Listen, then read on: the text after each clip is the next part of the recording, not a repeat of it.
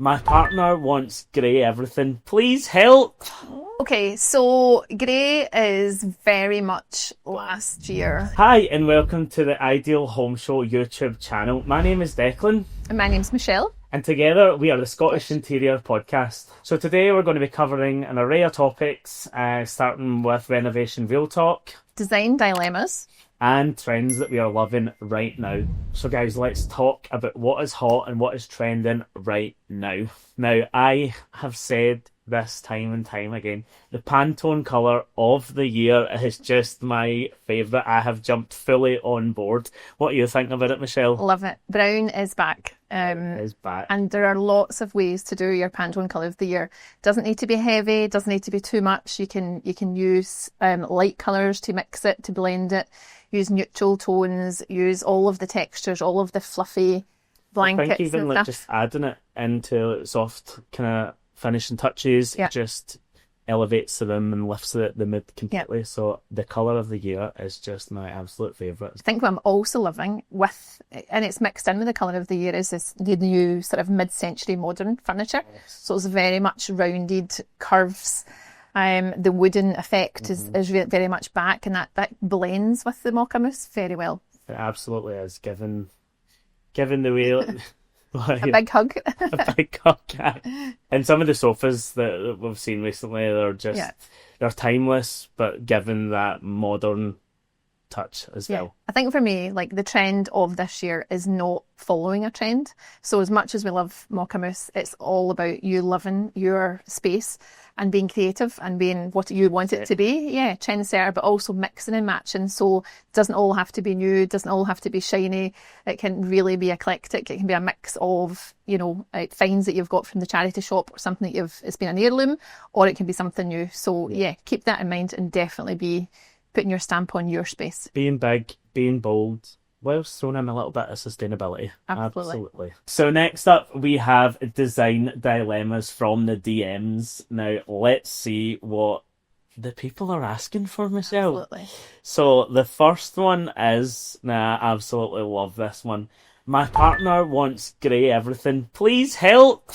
Okay, so grey is very much last year. Yeah, it's very much gone. So the dilemma is over. So just tell your partner that you must not do grey. In all seriousness, I get that some people have still got pieces of furniture that they want to use and incorporate into a new scheme. However, you can mix greys with neutrals, and you can introduce some brown tones, some neutrals, and that will lift the grey from being just completely grey and cold. So this might lead us on to our next question in the inbox. Can I mix metals, or is it madness?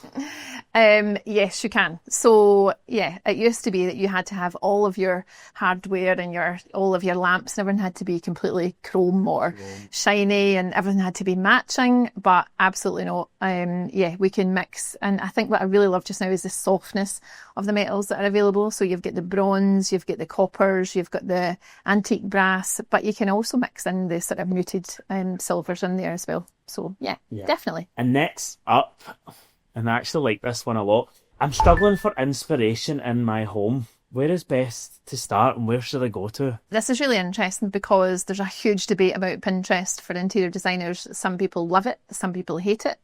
I think it's a good place for inspiration, but you've got to be real with it. Pinterest gives you a lot of ideas, but you end up going down quite a big rabbit hole with it, and sometimes you don't know if that's going to be spatially right for your space. So it's good for inspo.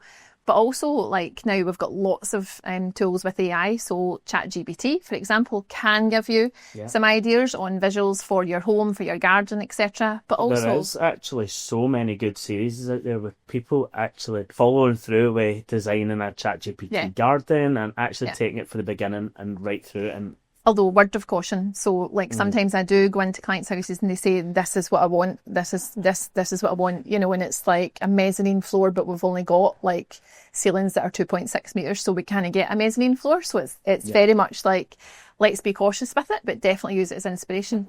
But again, Instagram and, social media now, they've got lots of home accounts, TikTok, lots of designers. So much depth in TikTok. When you go through it, it's just where it is at. So that is my piece of advice. When you're looking for inspo, head on to Instagram, TikTok. Where's your favourite? interior short vibe. So we've got our inspiration, we've secured the project. Now, what are the practicalities? I think you really need to think about, you've got this is how I would love it to look, but is that practical for your house? So take into consideration the look that you want to create, but how that's going to feel, and also whether that is suitable for your space. Is it, are you spatially aware? Can you see how this is going to work with a sofa, with a table? Is it table and chairs? Is it a space for socialising, etc.? And I think, like, from a top tip for me is, like, don't just take a measuring tape to the floor. Actually try and put furniture in there, or boxes that actually give you a feel of how it'll look when there's furniture in there. A lot of people make the mistake that they go to a showroom or whatever and they look at sofas, and actually they get them home and they're too big. And from the outset, do you think it is vital to set a budget and stay within the budget, or? I think you always go over budget, but I think if you try to stay within that budget as much as possible, and then just give yourself a bit of an allowance for things that maybe you really love, that you really want. Yeah, because I think that is a key point.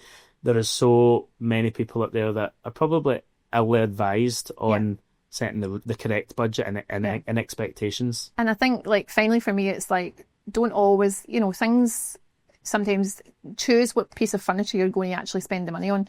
You don't have to spend a lot on everything, but usually in a room there's one key piece of furniture that you want to actually invest in, and that piece of furniture will see you through the test of time.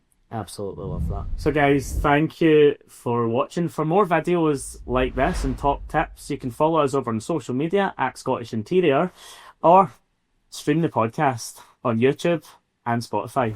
Hello everyone. Hi, I'm Mark Meadows. I'm Michelle Marby Davies. I'm Annie Sloan, and I invented chalk paste. So, cocktails. The hive will produce 30 or 40 pounds of honey in a year. I'm going to show you 3 ways how you can improve your home life using the very latest smart tech. If you're looking to move or improve, Have I got a chocolate and tonka bean? I might just have we've got all sorts planned. This hob is actually amazing. a little chocolate and tonka bean. The lovely aroma, the curry leaves. Might do that neat right at the end as a little treat for me really. So what I love to do is go for citrus-based scents. And it can be amazing for your skin. So it really becomes a different look from day to evening. To have a plan without thinking about colour, texture or specific product choices. We've got talks, drop-in sessions, explanations, workshops, everything. Well, it's a good job it's 7 p.m, isn't it? I'd get into trouble. So,